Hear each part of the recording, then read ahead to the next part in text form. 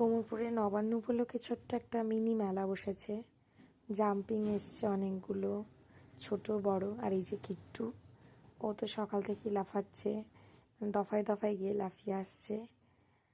আর মূলত ছোট্টখাট্ট এখানে অনুষ্ঠান হচ্ছে।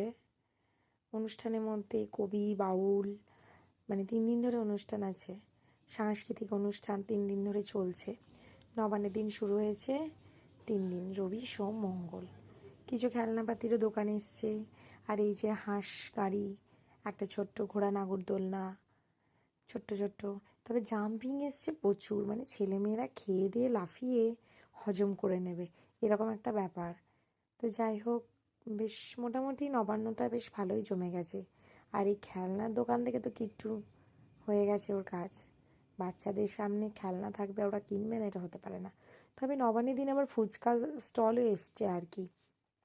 প্রচুর মানুষ খেয়ে দিয়ে একদম, মানে লাঞ্চ করে নিয়ে ঢাকাঢুকু দিয়ে সব কবি গান শুনতে এসছে।